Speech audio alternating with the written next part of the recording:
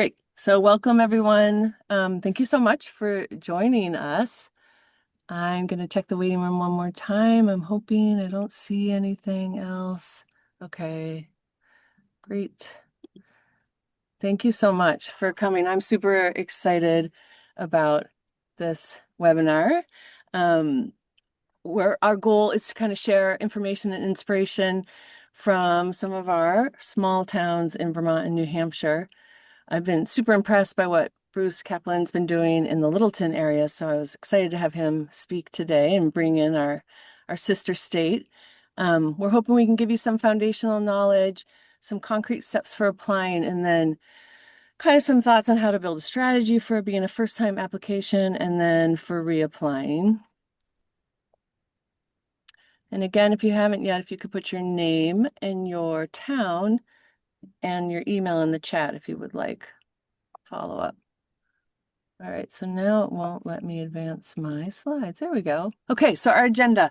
We're going to have 4 somewhat quick presentations. We definitely don't want Amelia to rush since she's our special guest from the League of American Bicyclists. She's going to do an overview of the Bicycle Friendly America program. Then, as I said, we have Bruce Kaplan from the Littleton area. I won't try to say all 3 towns. He applied as a tri-town applicant, so I think that's really relevant for our communities. And he's also incredible at doing a bicycle-friendly business push that I'm hoping he's going to talk about. I've got Jack Evans from Local Motion, who's going to talk about how they help towns with bicycle advisory committees and also with the BFC application. I'm going to start using that acronym BFC for Bicycle Friendly Community. And then I'll talk a little bit about what I've learned being an applicant and a judge. And then we're hoping to have plenty of time at the end for questions. And then we'd love to hear from some of our recent applicants. Feel free to put questions in the chat if you want. We're going to try to save the questions to the end. There Okay, you go. so before as a part of my introduction to Amelia, I just wanted to share a couple of slides about our 2 states, our stats, which you can find on the website, and Amelia will walk us all through that. So Vermont has 6 bicycle-friendly communities, super exciting. We just got 2 more in this last application round. We welcomed in Newport in as a bronze, and Brattleboro moved up to bronze from honorable mention, which I was really excited about because I was like, wait, they need to be one. And then South Burlington, Essex, and Montpelier all reapplied and are staying renewed at bronze. So we'd love to figure out how to help them keep moving up. We have 5 bicycle-friendly businesses. That's something we all could really work on. I'm working on 2 right now in Montpelier. And then the really amazing thing that I stumbled upon last year was I saw the state rankings and Vermont moved up. I think we were 24 and we went up to 22. So we're in the upper percentile, 50th percentile. But there's this stunning graph here that we got the highest marking under safety. 81 was the top score. So effectively we're ranked #1 for safety. So I bugged Amelia about this. It's like, what does this mean? And it mostly means we have very few cyclist deaths, which is one part of safety for sure. But very interesting. So for all of us in Vermont, I think it's a really interesting, talking point to point out to people that actually, based on the data, it seems to be pretty safe to ride a bike in Vermont. And then our friends over in New Hampshire are crushing it when it comes to the bicycle-friendly businesses, which I'm hoping Bruce is going to talk about. They have 5 communities, so catch up, guys. Who's going to be next in New Hampshire? But yeah, really impressive in the bicycle-friendly business. So we're hoping we can learn some things. And I love a good friendly competition, Bruce. So let's do this. I want to try to catch up with you on the BFBs. I hope you do. Yeah. So It's a good sign if you do. yeah, okay, good. Yeah. I'm impressed. You got to tell us what your secret sauce is. So I'm gonna now hand it over to our special guest, Amelia Neptune. She is the director of the Bicycle Friendly America program at the League. I had the pleasure to get to know her when she was running the Bicycle Friendly Business program, and I was leading a BFB push in Colorado. As the program director, Amelia impressively, along with her small team, I got to admit one more person. I'm going to introduce her and then I'll admit. They oversee the whole Bicycle Friendly America program. So the BFC applications, BFU, BFBs, and their state rankings. She's been there for over a decade and just always super impressed how she keeps up with it all, including the National Bike Summit and the endless emails from local advocates like me and Bruce, probably. So, Amelia, with that, I have to stop sharing, which seems to be a challenge for me. There we go. So, let's see. Am I done Let's sharing? see. Yep, and I'll take it Great. over. Great. And then I'll go admit Let's see. people. Cool. And let's see. Can you all see my slides? Yeah. Excellent. Yes. Yes. Yes. That's Um, great. I just wanted to put one thing in the chat. If you noticed on Bevan's last slide, the number of businesses in New Hampshire, of BFBs in New Hampshire, was crossed out and corrected. That's because this morning we had a BFB announcement and Oh, there were two new ones thanks to Bruce. So I wanted to give Bruce a special shout out on our BFB announcement day. So yeah, I'm Amelia Neptune. Thanks, Bevan, for the intro. I'm really happy to be here. I love giving these presentations because it's really exciting to sort of see the efforts on the ground, working at a national organization. I'm often sort of high level and looking at applications on paper all day. And so getting to connect with you all face to face is really special for me. So thanks for having me. I'll start by introducing the League of American Bicyclists in case we're new to any of you. We are a national nonprofit advocacy organization, so the national equivalent of Local Motion. And we are working to create a bicycle-friendly America for everyone. We've been at this work since 1880, originally founded as the League of American Wheelmen. Certainly a lot has changed since then. Originally, they came together to advocate for the very first paved roads in the nation. I think they did maybe too good of a job on that front, but today our mission continues in a similar vein, and our work now exists in a lot of different forms. So we, as Bevan mentioned, host the National Bike Summit, which is our large advocacy and annual conference event every year in Washington, D.C. We manage the Smart Cycling program, which trains and certifies people to teach bike safety in their communities. We host a number of reports and data and resources, including some new resources around bike advocacy. So we just in October released our bike advocacy toolkit, and we're increasing our training services for training people to be more effective local bike advocates. You might know us for our Bike Month resources, which I'll talk more about in a moment. But that's just sort of a smattering of some of the other programs that exist through the League. And then, of course, the Bicycle Friendly America program, which I oversee.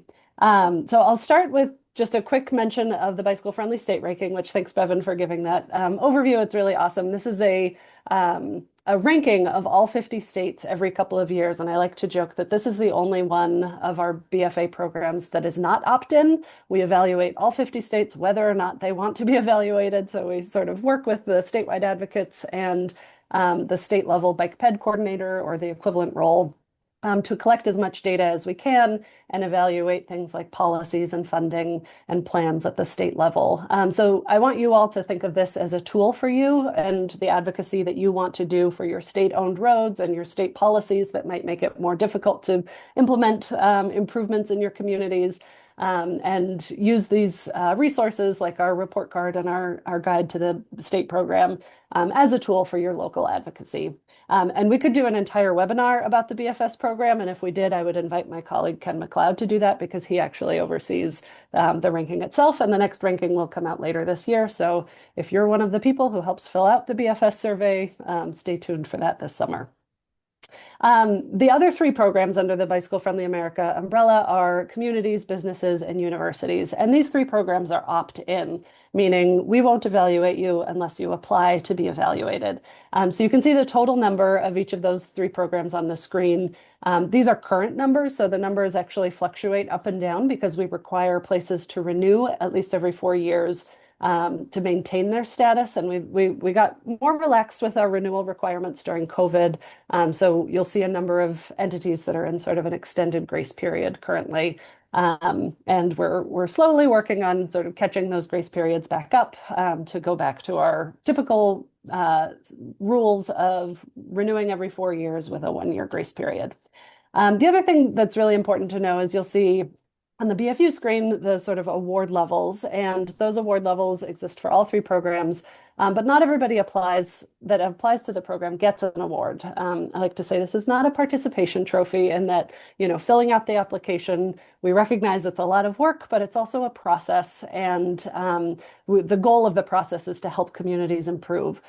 So not everybody that goes through the process is sort of ready to meet the requirements, the awards criteria, but everybody that applies gets feedback from us on how to improve. So whether you're platinum level, Fort Collins, Colorado, or an honorable mention, Frederick County, Maryland, everybody gets a report card and survey results to help them identify all the ways that they could do better. Because even at the platinum level, every single community across the country has room for improvement.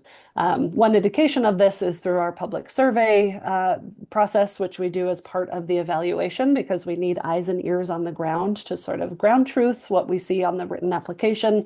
And you'll see that even at the platinum level, locals who ride the roads daily don't always feel safe biking in their neighborhood. And so this is just sort of reinforcement that at all levels, every community needs to improve. And our goal is to help every community find the ways that make the most sense for them, which is why today's webinar is especially exciting for me, because oftentimes smaller towns and more rural communities don't feel like they fit the mold of the BFC program. And I'm here to tell you that you absolutely do, and there are things for you to do in the BFC program. So the BFC program at its core is a recognition tool and an advocacy tool. So the recognition happens at the state, local, and national levels. We do a press release once you get an award, and we give you the tools to do your own press release and your own celebrations in your community. We include a ceremony guide and tips for promoting on social media and things like that. So our goal is to celebrate and recognize the great things that are happening, and then again with the feedback to advocate for improvements where things could be better. So if you're curious to explore the whole BFA awards database, you can find it on our website, bikeleague.org/BFA, and then click on award database. And this is an interactive map, so you can click on any state in the country and see the current numbers and the current ranking. And then you scroll below the map and you'll see the list of bicycle-friendly communities, businesses, and universities. And for the communities, you can actually click through to see the report cards for each community in the state. And the report cards have a huge wealth of data. We updated our report card format in 2022, and we updated the visuals just last year. So the difference between a 2022 report card and a 2025 report card is just kind of visual, but older report cards have a lot less data. But any report card since 2022 is about 5 or 6 pages long. And the first page is sort of a snapshot that shows the high-level scores across the 5 E's, which I'll talk about in a moment. A snapshot of a few of the public survey results. The next 2 pages show the deep dive of your subcategory scores in each of the categories of the application. And then the final pages include specific recommendations for your community written by our review team that are customized and tailored to your community based on what we felt like was most relevant and most applicable to your community, and also what we thought would be most helpful in actually moving the needle to increase ridership and increase safety and make bicycling better for people in your community. The very last page is a list of great links to resources for any community to use. So I've mentioned the 5 E's. This is actually the framework that we use to evaluate communities, and it's also the framework around which the application itself is organized. So you'll see what you see here is actually a screenshot of our online application, and there is a page for each of the E's. So these 5 E's are engineering, education, encouragement, evaluation and planning, and equity and accessibility. A core message I want to drive home today is that these 5 E's are meant to work sort of in tandem together as a holistic framework, because just focusing all your energy on any one of these E's is going to leave a lot of people out. Just having a great bike network, but no bike culture, for example, through the education and encouragement and outreach, might leave a lot of people, uncertain where to buy a bike or how to, learn to ride. Just having education but no infrastructure in your community similarly might leave a lot of people out who don't feel safe riding on a higher speed road mixed with traffic.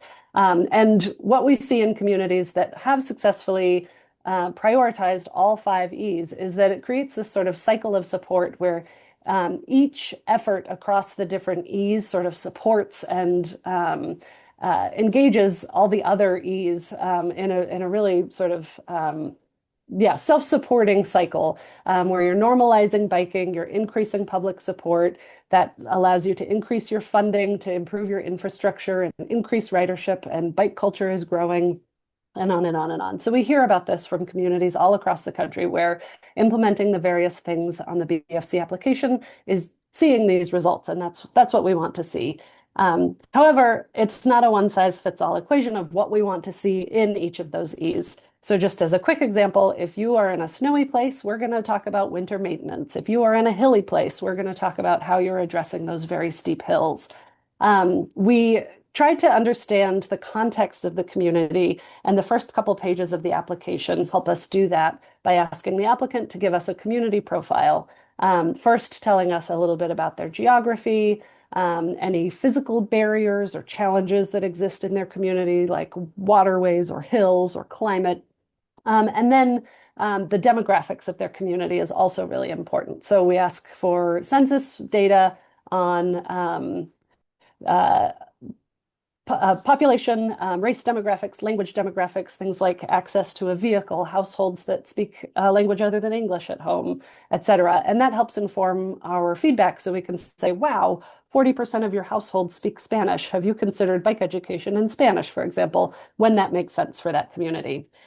So the thing I really want you all to understand is we are not trying to compare apples to oranges. In this most recent application round, we had 2 extreme examples where our smallest town in the program in the 2025 round was Ogunquit, Maine, with just over 1,500 residents. On the other end of the spectrum, Orange County, California has over 3 million residents. So these 2 applications were both under review at the same time. And we had to figure out, what are we looking for in a county that is 3 million people in sort of a suburban Southern California context versus this very small town in Maine. So population is, definitely something that sets different communities apart. And you'll even see on report cards that we tell you what size classification your report card scores were set to. So we weight certain questions and we weight the entire score for your application based on size category for your community. However, population doesn't tell the whole story, and I was really excited to find this example when I was preparing for today's presentation. Brattleboro and South Miami have almost exactly the same population, but just because they have the exact same number of people living there doesn't mean that these are apples to apples either. So that's where demographics, climate, geography, all those other things come into play. It's also, again, where the public survey becomes so important because what we see on the application tells us a lot of the story, but it doesn't tell us everything. And we need local bicyclists and bike advocates to help inform the process. So we collect this robust survey with a lot of different information that we ask people about their community, about their experiences riding. And in addition to giving this small snapshot on the report card, we give every applicant the full survey data report of all the responses they received. And if they receive over 100 or so, we give them an Excel version as well so that they can export that and do all the data analysis that they might want to do.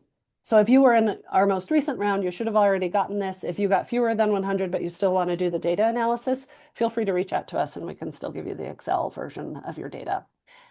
So my key message with all of that is that there is no one size fits all, but using the 5E framework, we can find the different types of engineering, for example, that make sense for the context of your community. So whether you're a rural place that is looking at a lot of trails or a very urban place that's looking at protected bikeways, or maybe a suburban community where lots of bike boulevards in neighborhoods with quieter roads might be the solution.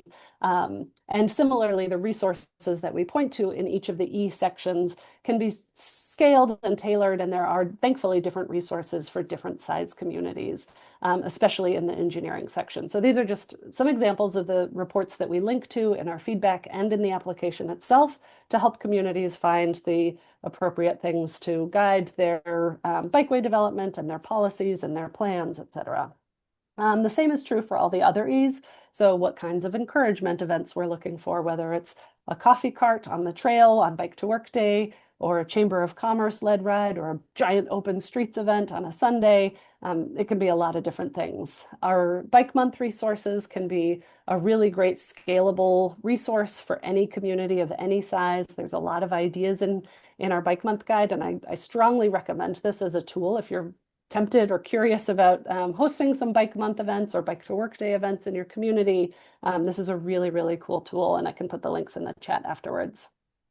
Similarly, education is a tool that can be scaled, and the League has a lot of different resources through our Smart Cycling program. In addition to the actual individuals who are certified as League cycling instructors who can teach bike safety in your community, we've got printed materials for purchase. We've got free materials online, including videos, and you are welcome to borrow all of that and to use it. And our bike education includes resources for children and adults, including bicyclists and drivers. So there's a whole bicycle-friendly driver training, and those are all categories we look at in the BFC application. On the childhood front, I will say education in schools is a growing priority for us, where we see this as a huge opportunity to sort of institutionalize education from a young age and normalize biking in a community. And so you'll see an increased emphasis in the BFC application and in our report cards to encourage people to think about building lifelong skills through in-school on-bike education. And we have a growing number of resources on this topic on our website. Evaluation and planning is another category that is very scalable, and we're looking at things like staffing and budgets and policies and plans and committees. And a small town and a big city, once again, aren't going to be expected to have the same exact things, but there are versions of those things. And I think often small towns have an easier time of doing a lot of the outreach and engagement that we want to see in bicycle-friendly communities. And so this is an area where smaller communities can really shine compared to that 3 million person county that has a very big lift to do any kind of outreach and engagement. And then finally, equity and accessibility is a really crucial lens through which to look at all of the other things we talk about in the application. And this, when we added this E in 2020 and then formalized it as part of the application in 2022, there was a lot of concern from some communities that if they weren't diverse enough, they weren't going to be eligible for BFC anymore. And I want to make very clear that that is not the case. Equity and accessibility is a really important area where understanding the context of the community matters so much. So understanding what percentage of your population has some kind of disability or mobility challenge, understanding the gender breakdown of ridership in your community, and understanding age variations in how perceptions of safety might vary in your community, and then addressing the various barriers for all the different populations in your communities through programming, through infrastructure, through things like adaptive bike share. There are so many different ways that this can be applied in different communities. And I really loved this quote from a small community, Park City, Utah, which is a gold level BFC, which talked about in their planning process, social equity issues that were being evaluated. They realized transportation was the #1 issue, connecting low-income housing to employment opportunities, and realizing that their bike trails were a huge opportunity for them to make those connections. So I share that example on a lot of webinars, but I especially wanted to share it today as a small town example. So once again, the cycle of support using all 5 E's. Here's just one of many quotes from an existing BFC where they talked about this virtuous cycle where the more they build, the more people come, and the more demand they see, allowing them to justify more improvements and more investments. And all of these things are not just good for your BFC award status, but they're good for the health of your community, the environmental output, the safety of everyone on the roadways. So, these are just some of the reasons motivating people to become bicycle-friendly communities.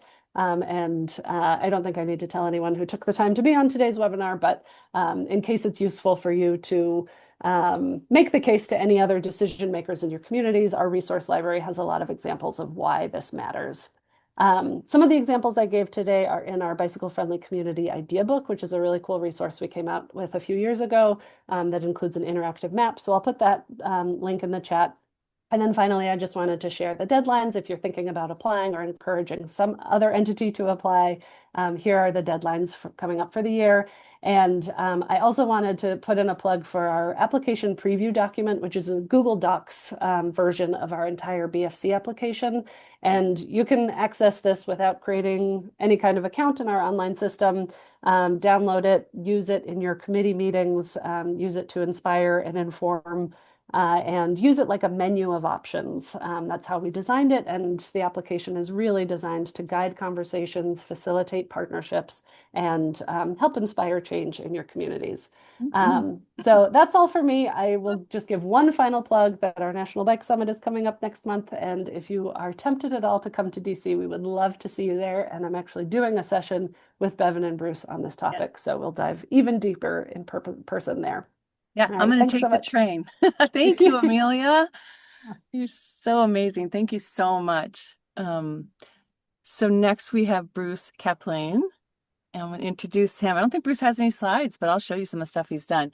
He founded Bike the North Country 5 years ago in the Littleton / Franconia / Bethlehem area. I would assume a lot of us from Vermont have been down there. I'm trying to remember how I stumbled upon you, Bruce. Maybe it was the bike etiquette poster that I saw around town. It was really apparent to me very quickly that he was, and I think it's primarily you. You can tell us if you've got some collaborators that's really been this amazing bicycle advocate and pushing for that area to apply as a tri-town applicant, which I think is really relevant to us. So he started Bike the North Country 5 years ago, and his focal point really was to get them to apply and certified, which he successfully did. He made it to bronze at his first go. And he really felt like he wanted that designation to give them credibility to achieve their other goals in being bicycle friendly. So I'm going to hand it off to Bruce now to chat. Thank you, Devin. Oh, Devin, geez, sorry.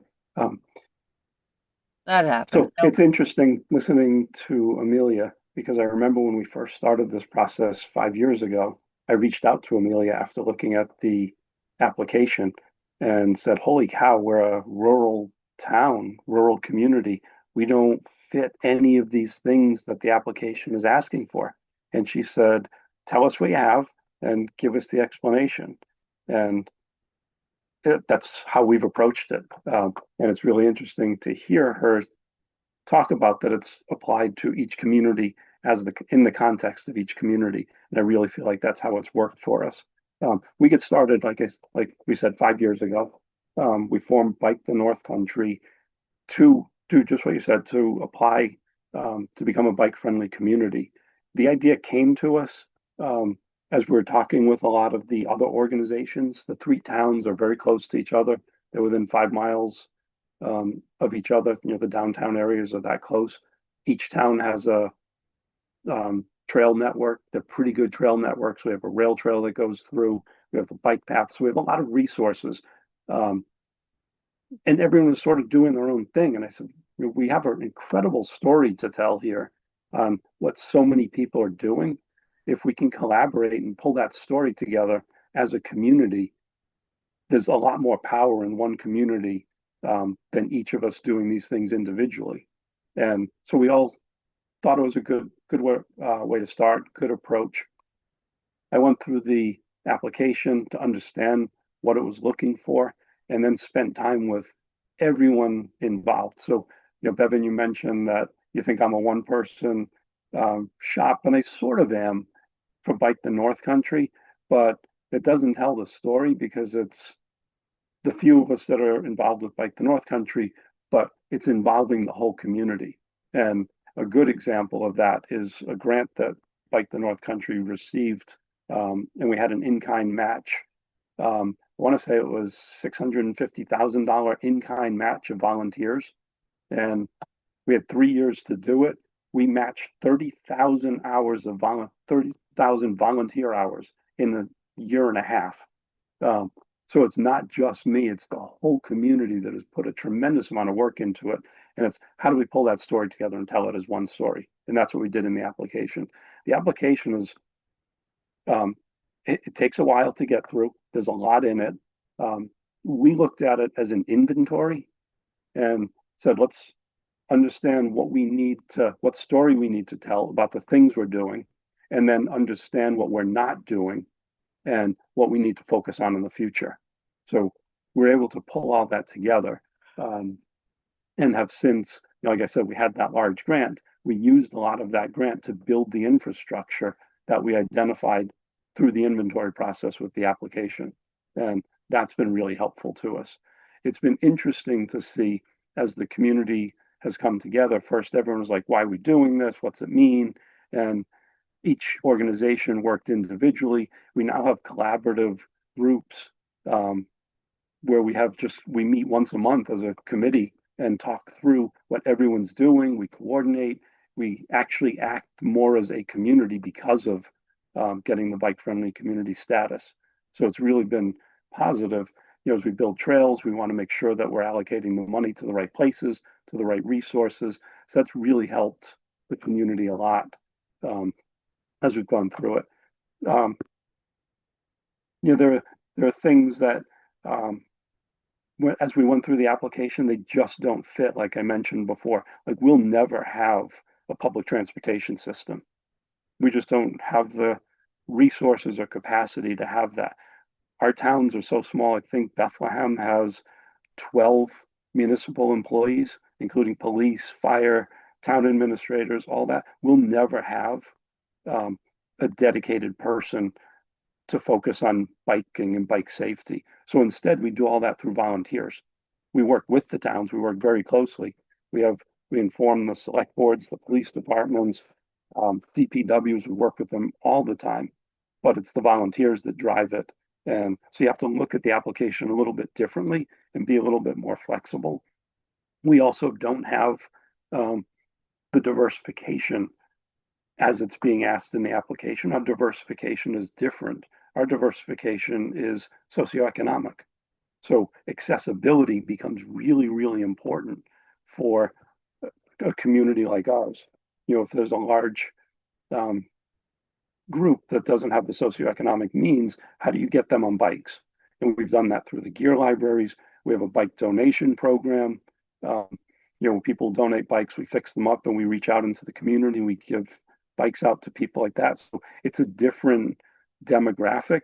You just need to understand, like Amelia said, you need to understand what your story is and how you're addressing those things. So accessibility for us is very different than how it might be in a different community. We don't need to do our maps or our flyers or anything in Spanish because 99% of the community speaks English. No comments on whether that's good or bad. It's just what it is, and that's our community. But we want to focus on those that really need the access. We kind of looked at it, what are the benefits of becoming bike friendly besides the fact that it's really cool and you can say that you're a bike friendly community. It gave us a huge foundation moving forward, and all of a sudden it gives you, I'll say it gives you like street cred. You're now an approved, you're a recognized community that does really good things biking wise. We started to apply for grants and we could say, we have bike friendly community status, and it really helped us get a lot of grants. It's helped the trail organizations, it's helped Bike the North Country, it's really propelled us quite a bit. And then it's brought the community closer together, which is really important. And that sort of gets into the next piece of it. Once we had all that, once we were able to start building the infrastructure to where we want it to be, then people were really recognizing how much biking is helping the community. And I'd hear it at select board meetings, I'd hear it just walking down the street. You visibly see how many more cars are coming up to this community that have bikes on them, and they're out of state cars, out of country cars. It's a noticeable difference over the last 4 years. And everyone's like, well, we're bringing all these tourists in. It's been great. How do we attract them as a business? And we said, as a bike friendly business, that's how you do it. And we talked to all these businesses doing the application, and we know what everyone does. So now it was just going back to them saying, you've got a really good story to tell. Let's work together to tell that story. Or it was also looking down the road to say, well, here's a business that really supports biking and likes what we're doing. but they have a long way to go, or maybe not a long way to go, but some steps to take before we think they're ready to apply for bike-friendly business. So we started with the low-hanging fruit, um, and worked with those businesses while we were also working with other businesses. And we're still working with other businesses to say, who wants to get certified? Here are some of the steps you need to do. Here's what we know you do. Here's what we know you need to do. And we work with them to do that. Some of it's get involved with Bike Month, hold a class, bike maintenance class, bike safety class, uh, some, simple things like that. Make sure there are places for cyclists to park their bike that's a safe place. Have resources like a bike repair stand, offer free water, restrooms, simple little things like that. Um, Encourage them to start commuting by bike. So there are a lot of different little steps you can take to get them involved. Um, the one thing we've learned is these are small businesses for the most part, and asking them to do this whole process themselves, they won't do it. They don't have the time, they don't have the resources. Um, so that's where we've been helping them and working with them and encouraging them and doing some of the drafting based on what they've said and what they do, and have pulled it together that way. And um, like both you, Bevan, and Amelia said, we now have 19 businesses that are businesses and organizations that are bike friendly. It's fantastic. Now, we're also trying to take this to bring on the competition here. Uh, we're trying to take this to the state level, where I work with the Bike Walk Alliance of New Hampshire, the statewide advocacy group, and we're starting a Bike Friendly America campaign there, where we're going to work with communities and businesses statewide to try and encourage them to do the same thing. So it's been a really good journey. We're in the process of doing our second application as a bike friendly community. It's still as scary as the first one, but at least we're more familiar with it. And I think we have an even better story to tell. And we'll just keep working at it. We'll continue to look at it as an inventory and look to see where we can get better. Oh, and you wanted to show Oh the, yeah, thanks, Bruce. Let me show them your bike yes, etiquette I was post. just going to mention that, some of the what Oh we my do, God. there's a lot of safety and education. Um, Yeah. so we developed this bike etiquette poster Oh, that we put on all community boards. We put in all the that's businesses' gorgeous. windows. We probably put 100 of them out every spring, um, Share. just to encourage or to Oops. remind people what the bike safety is all about. And then we turned it into a placemat. So we brought it to all the diners Oh and yeah. we gave, I think we could do 6,000 a year into the diners, where they give them out, particularly in early summer, which is when starts to get really busy. Sorry, And guys. it's just a great placemat where people are always reading what's on it while they're waiting for There their it is. food. Yeah. Can you see it now? Yes. Oh, good. Yeah, it's excellent. I love the placemat. I think I did see the placemat. But if anyone wants some, more than happy to share. If you want the PDF of it so you can print some, more than happy to share. Yeah, you let me, and we did a modified version for Newport, and I'll just reflect really quickly that like this is one of those really low cost ways to do community education. So you can check that box saying, you've done some type of community that's not costing thousands of dollars. So it's like a good low hanging fruit. And your gear library seems amazing. You got some great events as well. Um, well, great. And I'm gonna stop sharing because I don't need to oh, stop sharing. There we go. Awesome. Thank you, Bruce. I've got a ton of questions, so we'll have Oh, to good, wait till good. the end. I'm going to next introduce Jack Evans from Local Motion, our awesome statewide bicycle advocacy group. And I'll let you talk a little bit about Local Motion because I should know the year you started and all those things, and I just don't even know that, Jack. So I'm going to hand it off to Jack Evans. And there you go. You got your take it away. You're muted, Jack. Oops. There we go. I'm not used to Zoom, so the weird bar that shows up when you start sharing confused me. But I'm here now. And yeah, so thank you for introducing me. I'll be sharing some of Local Motion's lessons from the field through our work with Vermont communities as they have gone through this bicycle-friendly community process. My name is Jack Evans. I'm a complete streets specialist at Local Motion. And I do just want to make an announcement. I want to be aware of the time, and if you have to jump off because you're just here for a lunch hour, um, we'll do our best to share the recording. This is being recorded. And if you need, we'll try to do the same channels that we reached you the first time. But in case you did not come through one of those channels, one of the best ways to find this in the future might be through the localmotion.org. We'll be publishing it there as a webinar, and we'll be sharing it out through our Walk Bike Vermont Advocates listserv, which we've shared a link to in the chat for this webinar.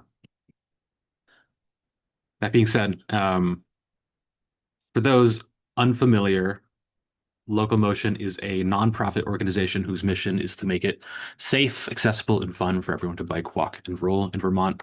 Our organization has a few teams, including our Trailside Bike Rental Center, our educational programs, including Bike Smart and Walk Smart. And we are planning, this is exciting for the context of bike-friendly communities. We are planning adult training programs and workshops with our newly League certified instructor on staff. We also host and provide support to culture building events for the walking and biking communities across the state, and our Complete Streets team, which I sit in, that provides technical assistance to Vermont communities by expanding the capacity and expertise of local advocates and municipal staff, like basically everyone on this call right now. So you can continue doing more with the very few resources that Vermont communities have. We also advocate and advise on infrastructure plans and policies at the state and local levels and support community action through technical guidance or demonstration projects and community engagement. Really, we do a bunch of different stuff. Our work is varied and looks different in each community we work with, whether we're supporting the regular work of a bike ped committee or working with a town admin on one-off technical support. One of the things we provide assistance on quite regularly is when a town is ready to apply to be a bike-friendly community. Over the years, we've seen our small communities struggle with the same challenges each year, and whether it's holding them back from getting a designation or just making the application process more complicated and tedious, we have some simple recommendations based on the lessons we've learned in the field. The first is to be prepared, to get the right people on board, and to use the data. So if you've applied before, you know this. When you first open up the application, it's kind of normal to fear or to feel this fear response kind of trigger. It's large. It asks a lot of different questions, which require very unique types of knowledge and skill sets, and the application site, it can be difficult to work with, and especially to collaborate in. You can collaborate in it, but there's just technical barriers, and it's a new site for a lot of people. So our first recommendation is just to take a step back and breathe, break it down into manageable chunks, and approach this like any project that requires you to get organized and plan ahead. Our number one recommendation is identify a team who wants to help with this and set up regular meetings, not just check-ins, but build in real working time into these meetings, whether in person or virtual, so everyone they stay accountable and tasks don't start to fall through the cracks. And then also, like mentioned previously, use the League's application preview Google Doc to get the application out of this specific website and into a space that will be more familiar for many people, at least, and has powerful tools for collaboration. You can use comments, formatting, assign tasks, share the document with new people, and kind of engage with this application as a productive workspace instead of this static form that you have to go to. And above all else, even before you start answering questions, really you need to lay out all of what the application is asking for and identify what you on the planning team and work team do not know.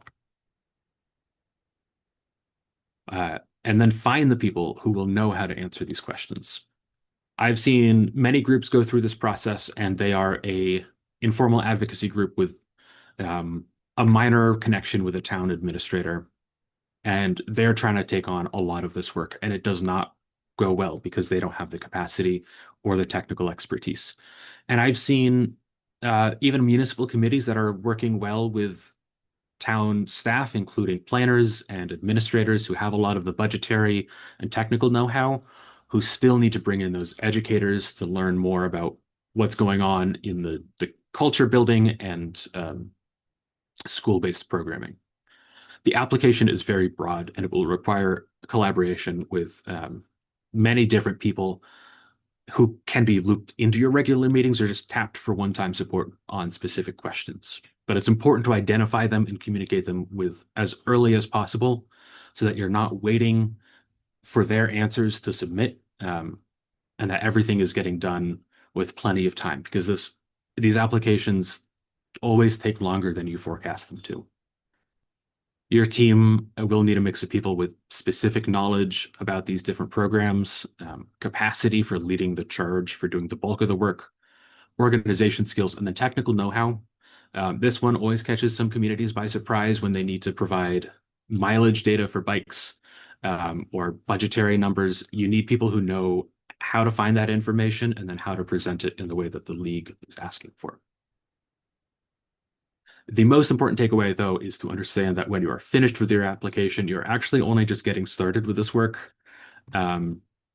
Again, this was mentioned earlier, but like one of the strongest assets of this process is the very detailed survey results from your community, which just gets you this broad perspective on how bicyclists feel and what they want to see improve. It's also vital as you're going through the application to see the key gaps and identify as you're answering these questions. If you keep saying no to questions about education or about local plans or local ordinances, keep that in mind. Don't just close out the application process and forget about it, and then a new team picks up next year's or the next cycle's application. And you should also always keep an eye out for the places in your application that incremental changes could be made. Because we have a lot of these big wins, these huge gaps, but there's also places where getting half a mile of bike lane here or ordering another dozen of bike racks for your downtown. Those can actually make a large difference on the application, and they can be skipped over in favor of sort of these big wins that take a lot more political power, and it's more win or lose rather than incremental change and improvement. The important thing is after the application, take all of this information, don't forget it, don't let it get lost. Turn it into a checklist, turn it into a work plan. Share that work plan with everyone you tapped to answer these questions. Share it with your select board or your town administrator. And, even if you get a notice that you didn't get an award, you are being handed a roadmap for what to do for the next year. And as always, to shout out ways that locomotion can support,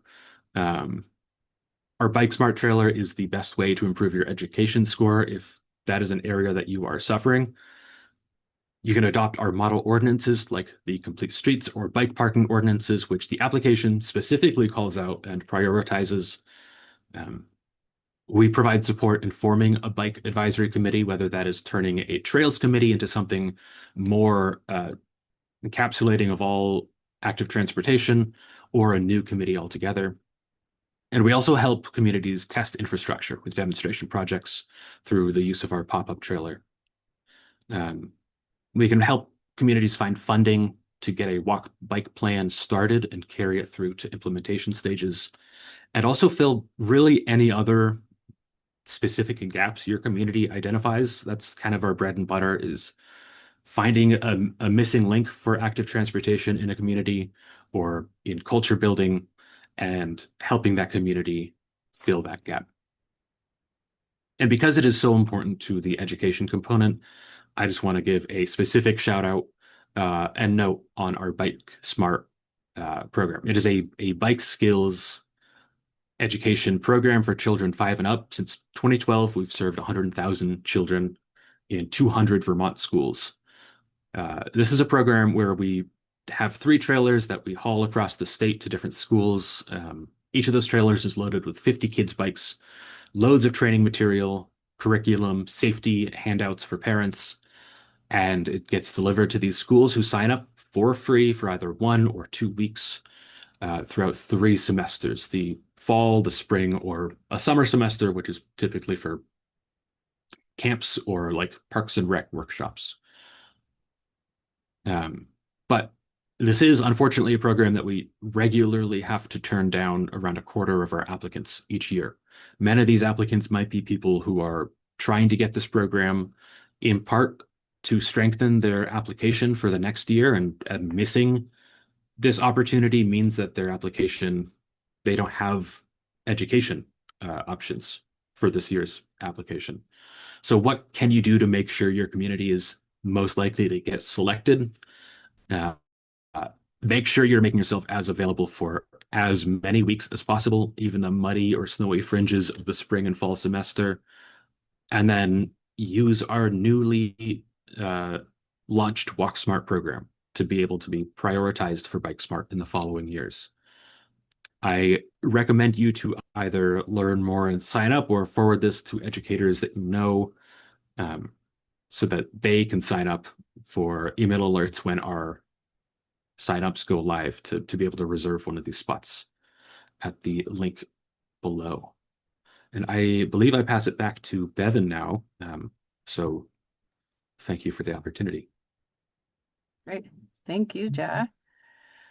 All right, I'm gonna go ahead and share my screen. So, before don't have a lot of time left. I do have a lot to share, but I also was really hoping we had time for a lot of questions and also to get some reflections from our most recent applicants, which we do have a couple on the call. So my apologies if you have to drop off. There's going to be recording. I do have a thought about maybe doing like a half-day workshop where we could come and kind of get more into the nitty-gritty. So that's also an option for continuing this conversation.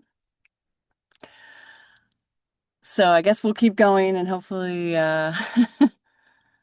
you guys will be able to stick around. So I didn't introduce myself. My name is Bevan. I'm a bicycle advocate in the NEK. I've been a bicycle advocate for over 15 years. During that time, I also really became an advocate for the BFA program. I've helped 3 cities with their bicycle-friendly community designations. I was instrumental in Fort Collins becoming the 3rd platinum. And then I helped a small town in Southwest Colorado go from honorable mention to bronze, and then helped Newport with their application these last couple years. I'm also a real champion of the bicycle friendly business designation, huge fan of it, did a big push in Colorado, and also had helped the hospital in Newport become the first hospital that's BFB in Vermont. And then been pushing a couple places now in Montpelier to become BFBs. And this past year, I got to be a bicycle-friendly community judge, which I was hoping to do really just to learn more ideas for us to share and help our applications be better. I've also been an LCI, so League certified through the League of American Bicyclists, safe cycling instructor for over a decade.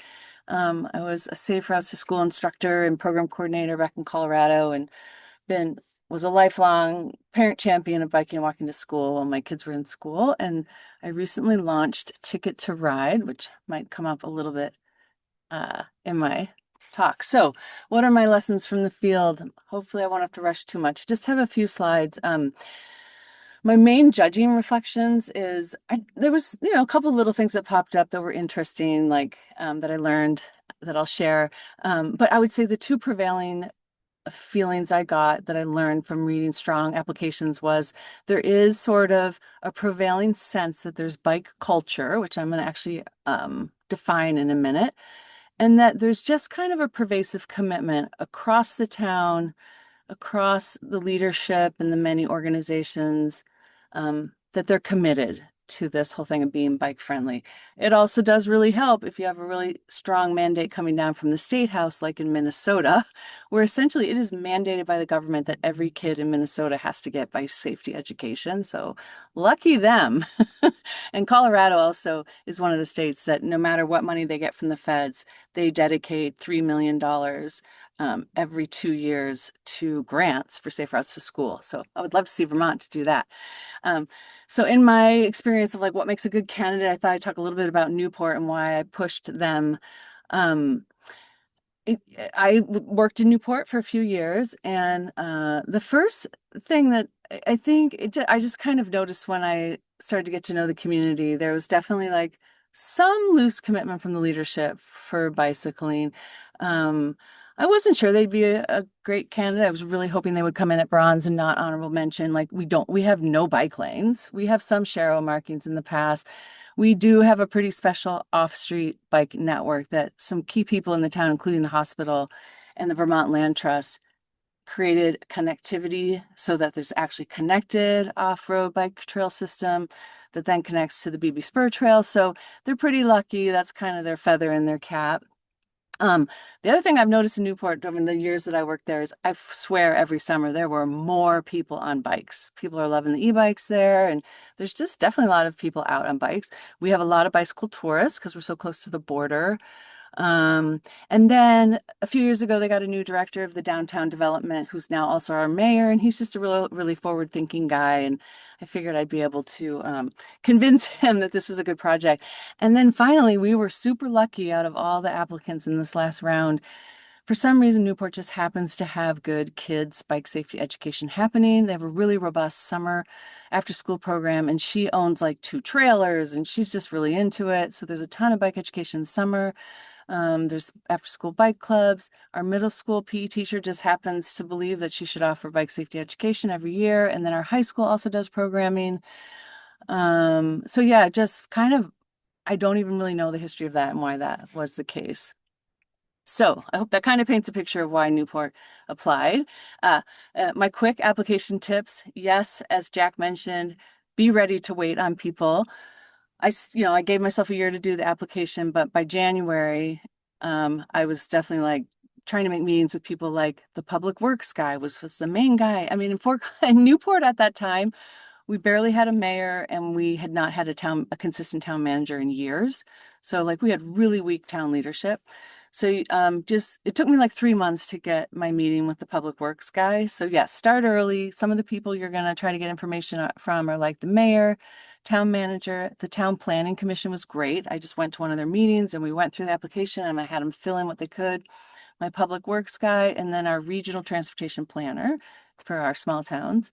And yeah, and then my recommendation is you review the application and you just try to figure out what are your low hanging fruit, what are some programming you can build, spend a year getting ready. And then my personal lesson I learned after being a judge is that I was not verbose enough in my open-ended questions.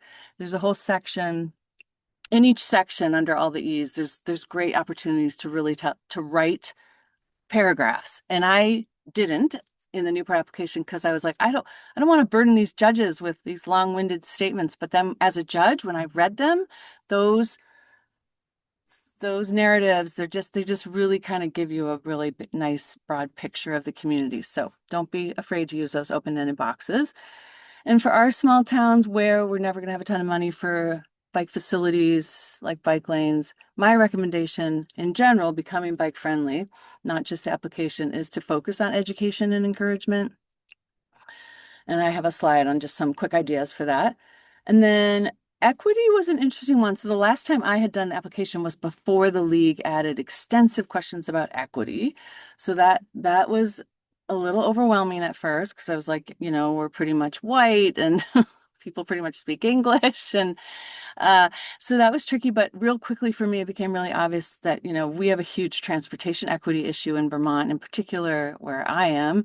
So focusing on those equity issues, for me, I just made it like for Newport, one of our underlying commitments should be focusing on our low-income community. That's our main equity issue in Vermont. Make it one of our guiding principles. Forefront those conversations about transportation equity. Tell the stories. The greatest thing is we have a legally blind farmer in Newport who has to ride a bike for transportation. So I invited him to be on our bicycle advisory committee, and I wanted to write an article about him just to say, we have people in our community that have to use a bike for transportation. What else? Yes. So for infrastructure and engineering stuff, I I would recommend you work with Local Motion. I love their demo projects they do.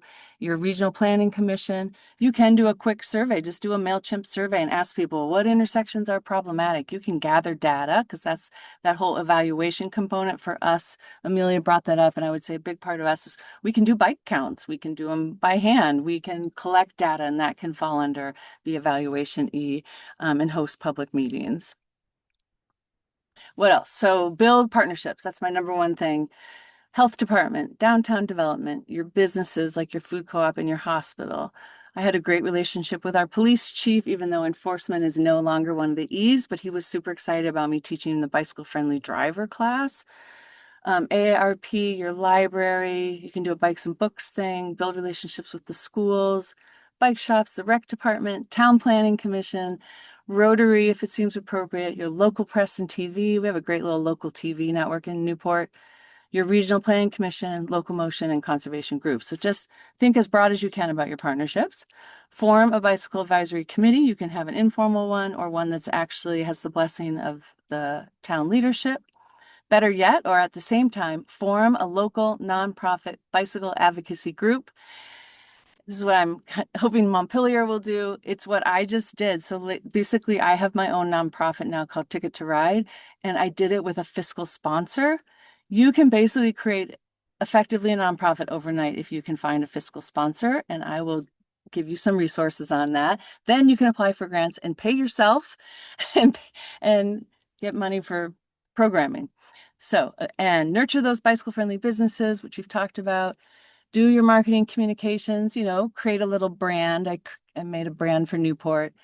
Do newsletters. Bruce, I'll make sure we give a link to Bruce. I don't know if you remember to talk about it, but he has a great MailChimp. Do your social media.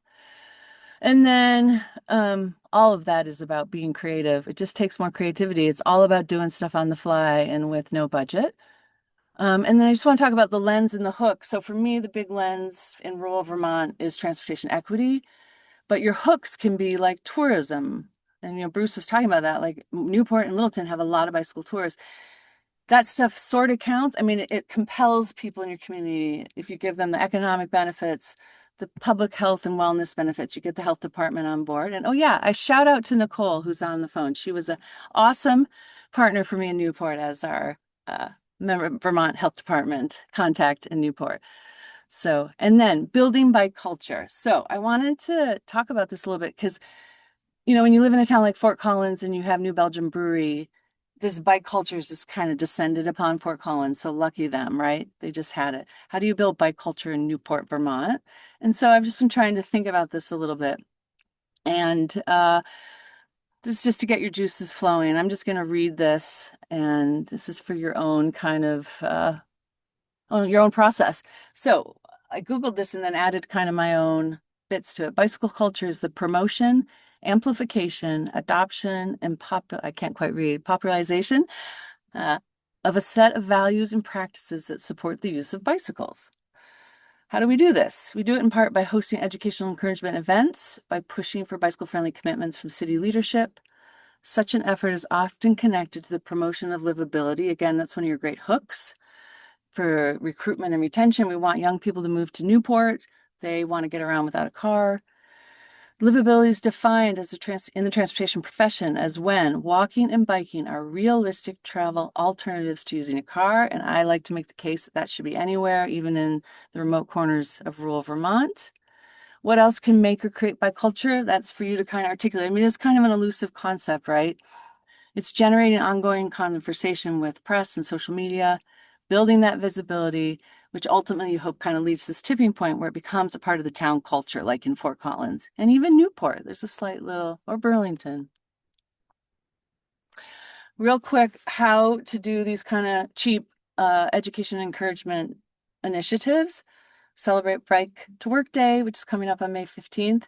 One of my personal beliefs is offer really good food. So don't just offer Krusty's waffles, but make the best waffle you've ever made so that those guys talk about those damn waffles for the next year. I'm going to go to Bike to Work Day because then we have the best waffle I've ever eaten.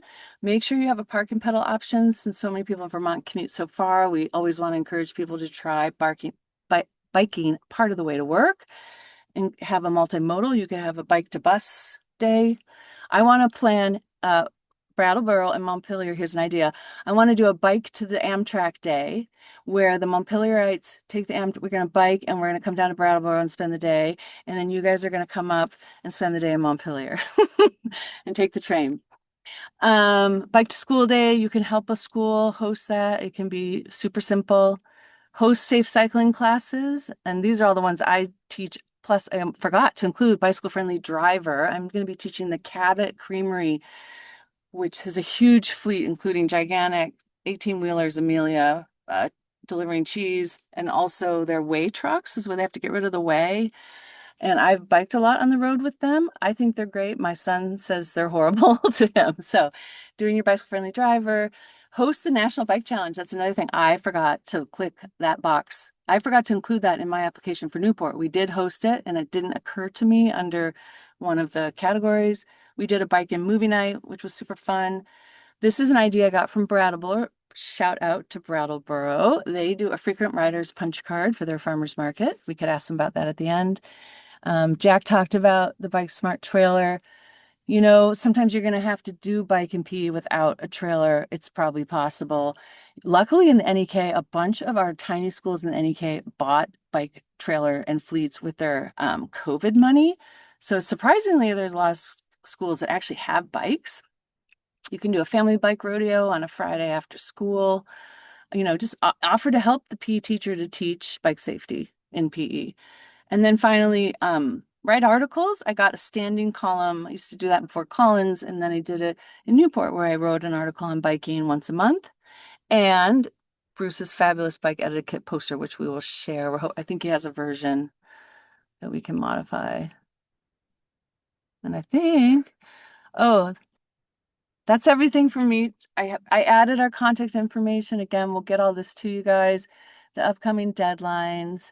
We do have the Vermont Bike Walk Summit on Friday, May 8th. I hope you guys come to that. Bike to Work Day. And then I'm hosting my winter cycling class tomorrow, and there's a virtual option, and I'm afraid nobody's going to come. So here's my vulnerable bike teacher moment. It's a little hard to offer these classes in these tiny towns because you feel like you're going to offer it and no one comes. So if anybody wants to join virtually, you can email me and I'll get you the Zoom link. And then I'm going to teach it again in Montpelier in person. So we did it. Oh my gosh, we made it.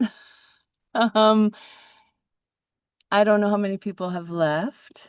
If there's people left that want to unmute and share reflections from being an applicant or ask questions, I should check the time. Ooh, 1:12. That did take me a bit. I was thinking I'd Worth be it though. faster. That was great. Sorry, I went long. Yeah. Do we have anyone left? Yeah, there's still about a dozen people on. I'll check the chat for questions in case someone left any in there. Is anyone who's participating? I have a bunch of questions, but please jump in. Just shout out. Doesn't look like the hand raise function is enabled, so I'll just go ahead and jump in. I'm Michael Jaguar. I'm the city planner for Essex Junction. Wanted to thank everyone for the excellent presentations. I learned a lot today, and it was great to hear reflections on the application process. I was interested in hearing from everyone how they approached some of the application questions that were along the lines of, you know, choose your top 3 things that you achieved. Choose your favorite thing that happened. As a lot of people pointed out, I took on a lot of the work on the application process, but I wanted there to be some amount of consensus or like a democratic process for that. So for a couple questions, I ended up doing a poll or survey for my Bike Walk Advisory Committee, but that was just 6 members, a very small snapshot of our community, and was trying to figure out how we could extend that window without amplifying the amount of work it already takes to answer some of these questions. So just wanted to hear people's thoughts on that. It'd be a good one for Amelia. Yeah, that's really interesting. I'm curious if anyone else has insights of how they approached it as applicants, but I will say we think of the public survey as our opportunity to get that pulse check of like what matters most to the people on the ground, and then the application as the opportunity to hear from either decision makers or people sort of adjacent to decision makers like committee members hearing their perspective on what the priorities are or what the most recent achievements are. And then comparing the two is always really interesting, the public survey results versus what, the applicant committee said, and seeing if it's actually reflective of the community. So it's great to try to get that pulse check as part of the application process. And at the end of the day, the goal is to sort of make sure that those things are eventually aligned, whether that's as part of the process of applying or later when you're receiving that feedback.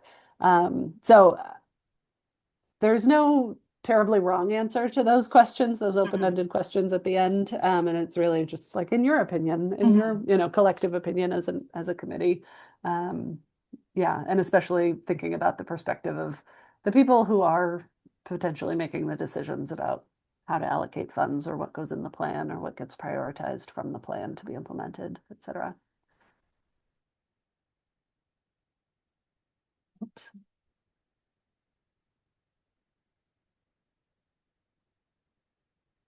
Anyone else? Oh, so I have to enable the hand raising function. Oop.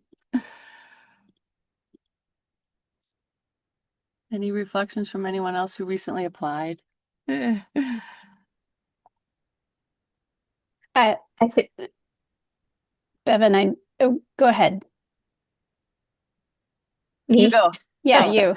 Okay. I'm Kathleen White from Brattleboro, and Yes. we were thrilled to get a bronze this time around. A lot of what I would say about the application process has been said. The importance of partnerships and identifying who can best answer which questions. As far as the survey, I believe we just have a big list, our advocacy group of people who have expressed interest and do bike, and sent it out to all of them. And we probably didn't get as many responses as we would hope for, but I don't know if people want to hear about the punch card thing at the farmer's market, but I can. Yeah, I real mean, quick. I real love it. quick. If you ride your bike to the farmer's market, you get a little frequent biker card. And every week that you go, you get it stamped. And then after 6 times, you turn it in. Every month, they choose a card randomly and you get $25 in tokens to spend at the farmer's market. It's a real nice incentive. I would ride anyway, but yeah. Love it. But thank you for giving us the bronze, feeling that we earned that. Yes, you earned it. Yeah, you guys have, I feel Thank like each other. I feel like Brattleboro has really strong bike culture. It'd be interesting to hear you talk about that sometime, how that's grown.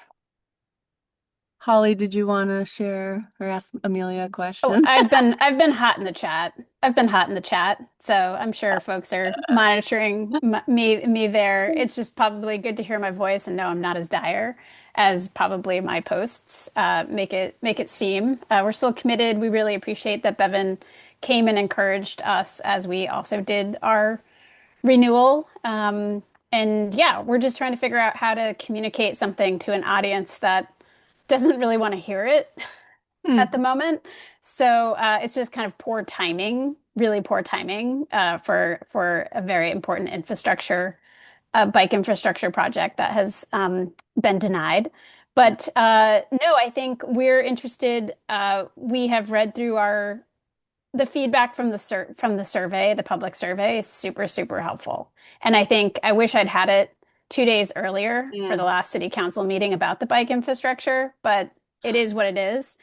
And we will be using it and studying it and following Jack Evans' advice to use the feedback as a roadmap, I think, for moving forward. And we know that trying to get safe routes to school back is an important part. We may have a city councilor who has experience with that and is friendly to it, but I really appreciated the support of this group today and offers for me to be able to reach out about some of our strategies. So overall, yeah, delighted that we also were re-awarded bronze, and hopefully we'll reapply even sooner than we need to try to elevate that. So thanks, everyone. Thanks, Holly.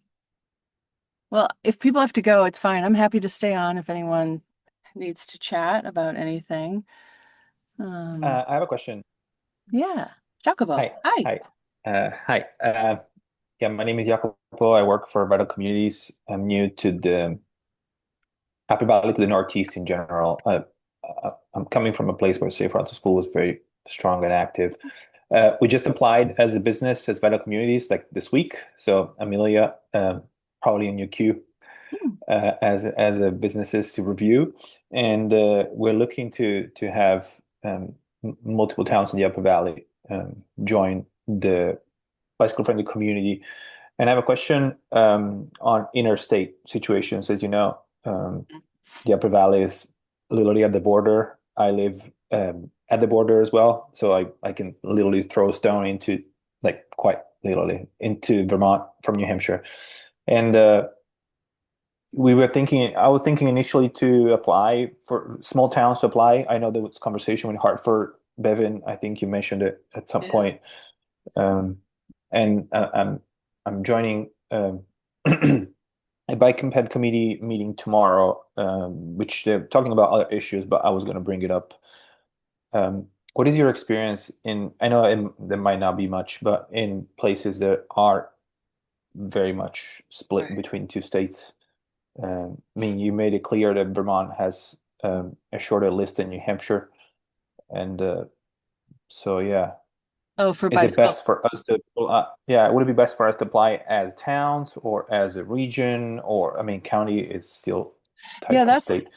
I was thinking you guys should do a tri-town. So you would do Hartford, White River Junction, not Hanover. What would be the third? But those are Hartford So, and White River are both Vermont, right?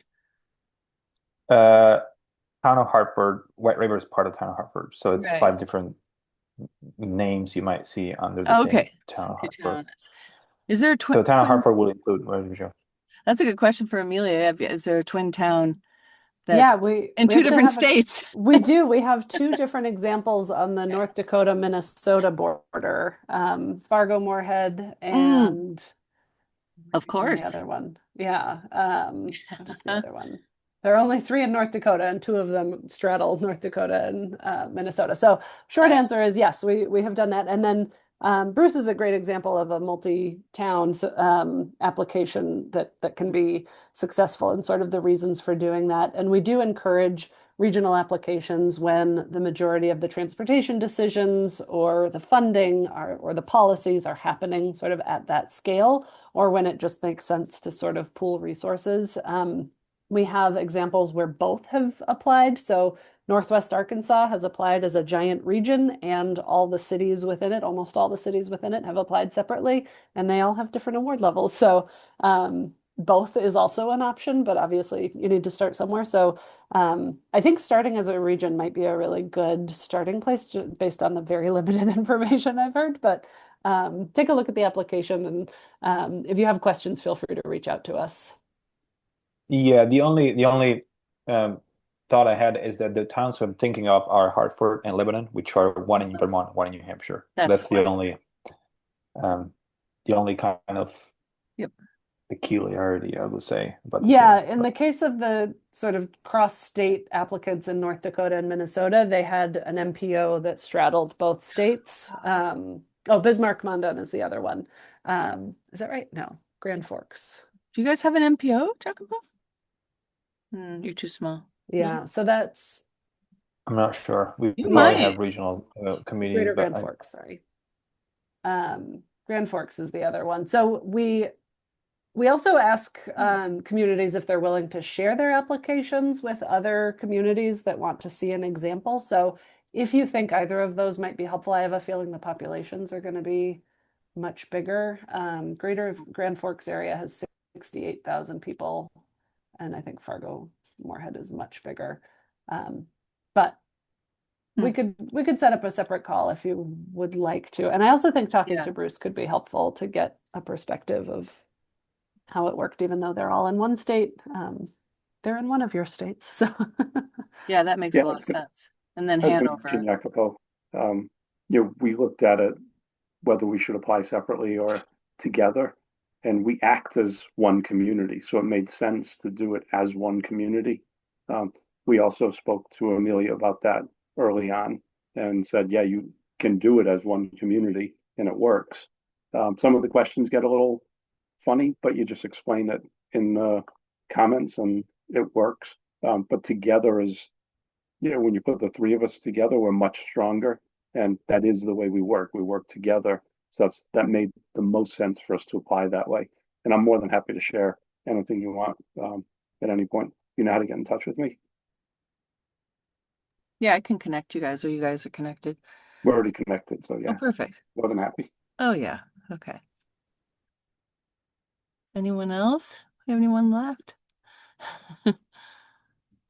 I have to hop off, but one Yeah, you final go. insight I wanted to share. I really appreciated everything all three of you shared. And Jack, it's really cool to hear about how Local Motion is using the BFC program.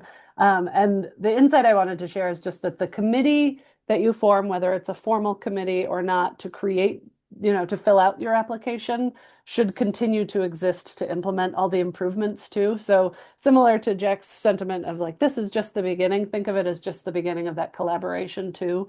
And we really did try to design an application that facilitates conversations and gets people in the room talking to each other who should be talking to each other for the purposes of making these improvements anyway. So taking advantage of that as part of your process is a hope that we have for everyone that applies. Yeah, that's a good point. Sometimes that's really hard to do in these tiny towns, but loose partnerships sometimes are the best you get. Thanks, Amelia. I really appreciate it. See you soon. Thanks. Thanks so much. Yeah, We'll be in Thank touch. you all. I'm gonna Bye. stop recording.